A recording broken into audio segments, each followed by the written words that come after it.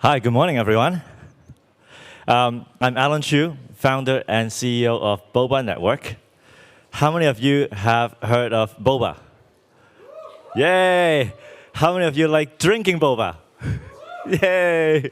Excellent. Well, we all love drinking Boba too. Like, who doesn't? And Boba always brings a smile to people's face. And that's exactly what we want our users to feel like when they use Boba Network. So what is Boba Network? Boba Network is an Ethereum layer 2 scaling solution. We're an optimistic rollup, but we're not only that.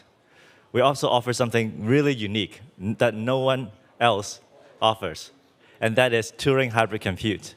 And today, I wanted to share with you what we have built that is so special, why we think it's transformative, and what that means for a lot of DAOs. Let's dive in. So, the fundamental premise of Ethereum versus Bitcoin is that while a ledger, an immutable ledger is great, a computer is even better. And what we think is a more connected computer is even better. Now, Bitcoin is pretty simple, and that's actually part of its beauty. It's not really that programmable. Ethereum came along with a built-in Turing complete language. Awesome, right? However, Ethereum, as a decentralized computing platform, there's a price to be paid for how much you can do on-chain. And if you look at the performance of Ethereum as a computer, it hasn't really changed since its invention. And that's not really because that's not really what Ethereum was designed for, right? It's designed to do pretty simple, basic computations, but making sure that they're done right across many, many different nodes that are uncoordinated in a decentralized system. But it is a huge drawback for developers because you can only do integer-only operations, and you can't do anything fancy like machine learning, data science, forget it. It's just too expensive or too slow. All right. So getting many computers to agree on the same thing is really, really hard, and that's why there's only so little you can do on Ethereum. And now, over the years, there have been several attempts at solving this problem, such as TrueBit, which is we think it's a super ambitious project. That's why it's taken them so long to launch. Chainlink has their approach. There's also verifiable computation. But you see, as a layer 2, we actually are in a very unique position to solve this problem because all layer 2s today run on a single sequencer. So there's only one block producer, right? Very different than a layer 1, where you need to ensure thousands of nodes agree on your computation results. So as a unitary sequencer, we are actually freed from a lot of the constraints that hold back computation on layer 1. So we thought, well, this gives us an opportunity. Right? It gives us an opportunity to really break down these barriers and remove these handcuffs that have been holding back developers from building really interesting decentralized applications. So what if we could enable smart contracts to talk to the outside world, to call any external APIs they trust, and have the results come back within the same transaction? And that's what we set out to build. We implemented Turing hybrid compute directly in Geth, in Go Ethereum. So on the Boba network, there's a modified version of Geth that we run. It is still fully EVM equivalent. So any smart contracts that you have deployed on Ethereum, you can just deploy that on Boba. It will just work. But on top of that, you can extend your smart contracts by taking advantage of Boba's Turing hybrid compute capability. You can use it to create a random number that comes back atomically in the same block, which is really great if you're trying to create an NFT series using a random number to randomize the attributes. You can also use it to pull down quotes from a trusted data source. You can use Turing to call a Twitter API, for example. So this is where actually it gets interesting for some DAOs that want to reward their members based on off-chain actions. Right? You can call an off-chain API to verify that they have taken certain actions. Let's say retweeted something, or they have bought something elsewhere. Whatever API that you trust. It could be an existing Web2 property, social media, or it could be your own. And then automatically release rewards based on having verified these off-chain actions. Right? So you can start imagining the possibilities of how you can automatically reward your DAO members based on what they do off-chain. Now, going into the technology a little bit, right, how does it work? So at a high level, our geth would intercept certain calls that are Turing calls, right? These transactions that call off-chain APIs. And we will, the geth would call the off-chain API on behalf of the smart contract. And when the results come back, they go into the call data. So the original call data is modified to include the results that come back from the off-chain transaction. And then both the original transaction and the modified call data are written into Ethereum. And that's important because it means the verifier can actually independently verify that the transaction was processed correctly, including the results that came back from the API call.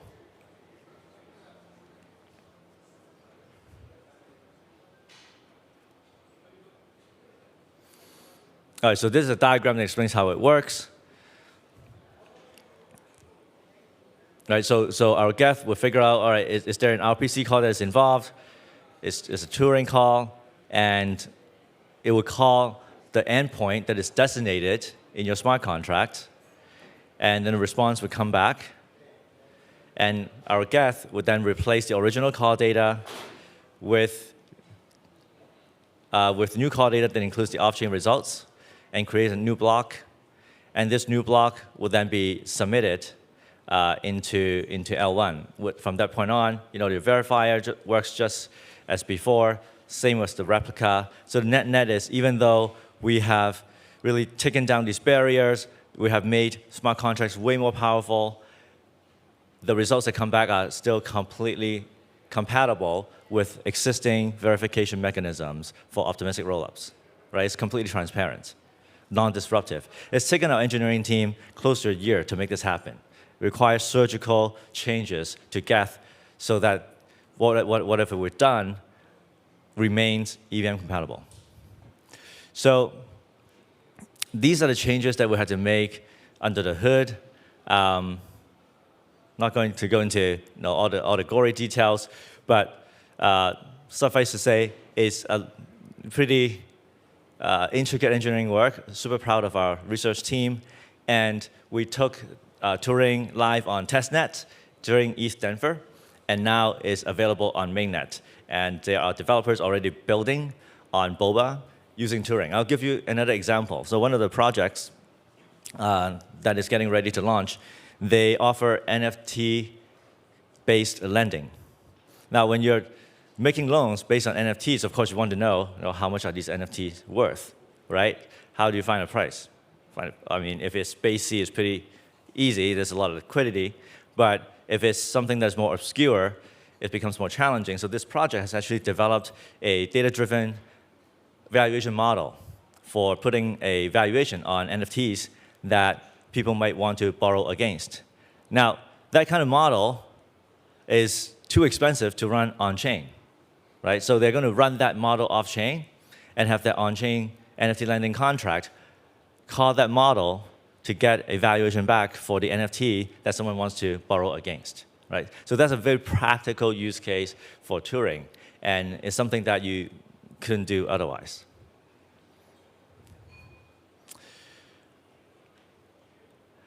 You can also use Turing to query commercial APIs or enterprise data sources, right? So we're talking to another project that has the idea of creating a DeFi protocol for trade finance in supply chain. Now, what they're interested in doing is using Turing to tap into the databases of the various entities involved in that supply chain transaction so that they could actually verify the quality of these loans. Now, again, it is something that Turing makes possible. Otherwise, I don't know how they would go about solving that problem, actually.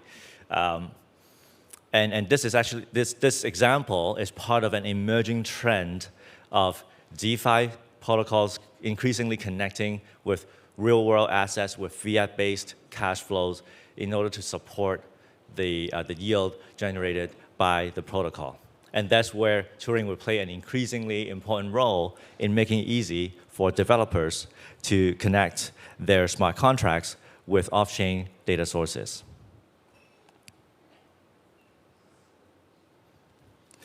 Now, Turing is not all-powerful. There are some caveats. For example, it's not suitable for all applications. There are some security trade-offs. There's currently no system in place yet to verify the off-chain inputs. And we also haven't implemented any privacy-preserving features yet. So the inputs that are passed to the off-chain API, currently they're in clear text. Over time, we'll make Turing more robust. But this is V1, and it works, right? It's magical. So if you're interested in learning more about Turing, check out this link, bit.ly/getturing. I see many of you taking a picture. Take your time. And it's really, really easy to use, and it's available both on rinkaby.boba.network and on our mainnet. So give it a try. And let us know if you have any questions. Fundamentally, a more connected computer is more powerful than a single computer, and access to off-chain transactions, to off-chain data, to off-chain computational resources is going to make your on-chain applications more powerful. If we take a step back, looking at the history of computing, the prevailing computing architecture has always been hybrid, if you think about it. Right? I see many of you, holding a phone, which is a computer, but not all of the computation happens on your phone, right? Some happens on device. A lot happens in the background in the cloud, right? They work in conjunction to deliver the kinds of user experience that we all expect and gotten used to today. And that's analogous to our Turing hybrid compute model. On-chain computational capacity is very limited due to the need for decentralization. And it's just like on-device compute capacities on your phone is limited. So it needs to be backed by something that is much more scalable, right, to do machine learning and a lot more complex computational algorithms. And that's where the off-chain API comes in, because it allows your on-chain workload to connect to off-chain scalable compute resources like AWS, Google Cloud. Is really similar to how the mobile computing architecture works today. So we believe this is the wave of the future. This is what it takes to realize the full potential of Web3. And our mission for Boba is to extend the benefits of crypto to everybody on the planet. And we believe that unless we get the brightest minds, the brightest developers to build on Web3, we won't get there. And in order to get these developers to build on Web3, we have to give them the tools they need to deliver the kinds of user experience that we all come to expect. If we go to a top engineer working on any Web2 products applications today and tell them, come over, build on Web3, build on the blockchain, it's great. But you can't do machine learning, you can't do data science, you can't do advanced cryptography. The list goes on. If you're one of them, you'll be hard-pressed to make that jump, or at least very skeptical.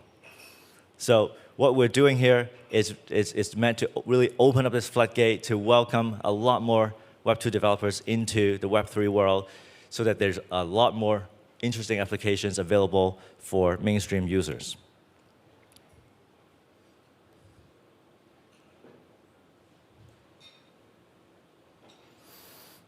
All right, so go check out Turing.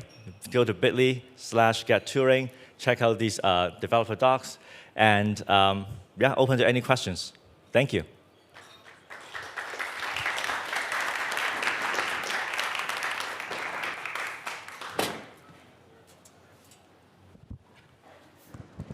Thank you.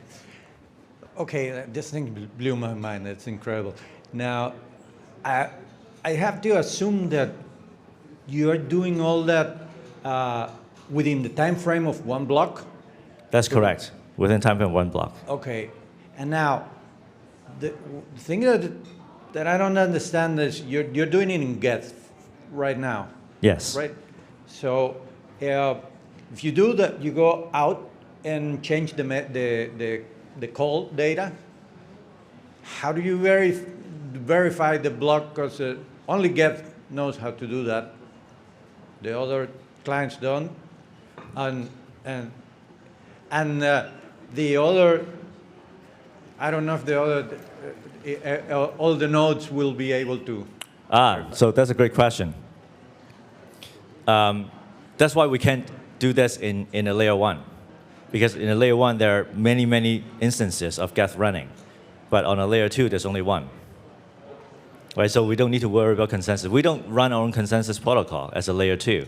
We rely on layer 1's consensus to secure the transaction results. Right? So there's a separation of execution, which happens in layer 2, and settlement and data availability, which still happen on layer 1. Right? And it is this separation of responsibilities that makes Turing hybrid compute possible. Because there's only one instance of Geth. We don't have to worry about having to make multiple calls to the off-chain API and getting the exact same results across the board. Okay. Right? Because imagine if you do machine learning, doing gradient descent, there are multiple right answers. So you can't do that in a decentralized system. But with just one instance of Geth, we only need to get one right answer back. Okay. And that goes into the call data. Okay. Does that answer your question? Yes, yes. So that one cannot be really verified on its own.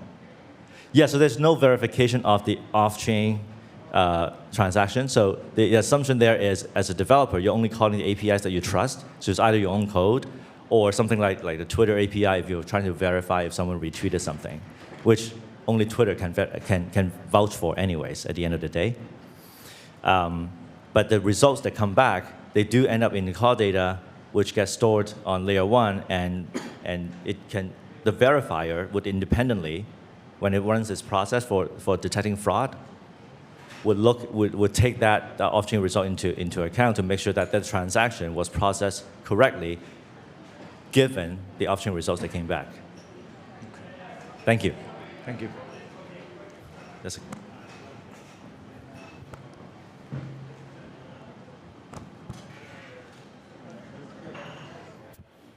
Hey, first, congratulations, very cool. Thank you. The project. And question, so when I deploy and interact with my smart contract, so I need to call your RPC server, for instance. Because you told me you have a layer 2, right?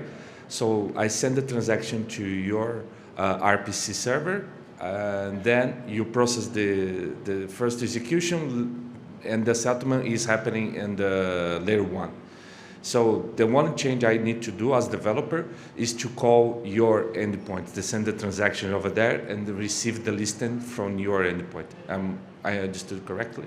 That's right, yeah. So you would deploy your smart contract on Boba, and Boba is the RPC that you work with. Okay. Right, and you specify which off-chain API, RPC endpoints you want to call in your contract, and our Geth, the Boba modified Geth, will call that endpoint on your behalf. Great. If you don't mind later, just let, I don't know, a URL for developers or something like that will be cool. Oh, yeah, it got blocked by the plant. Let me roll back. There, right? All right, I'll leave that URL on. Who's next? I think that's, hey, this is very exciting. As a Web2 developer recently converted, I'm very excited about Welcome. being able to call all my Python libraries and whatnot on chain. But it all seems rather too good to be true in the sense that bad things happen sometimes when you're calling APIs. They either take too long to respond, or they're down for maintenance, or there was some breaking change. How does error handling work, and how would an API taking a long time to reply, how would that be reflected on chain? Yeah, no, that's a great question. So there is a timeout. So slow API response Currently, we put in a 1200 millisecond timeout. So when you design your smart contract, you want to catch that error case where the API simply times out.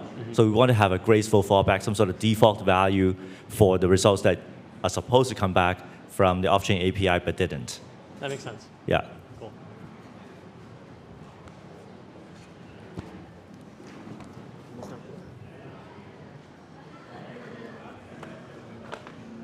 Question here. Yeah, sure. Question, just a quick comment. I'll be at the hackathon working on a distributed computing project which builds on Ethereum. Just you should just keep an eye out for it. Might be relevant to your case.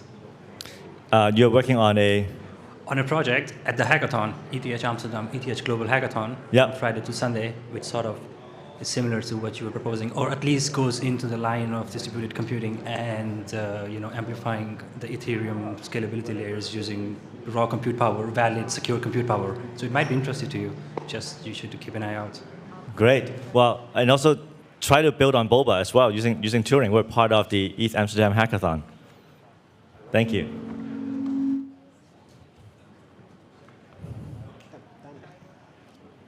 All right, looks like we're good. Thanks.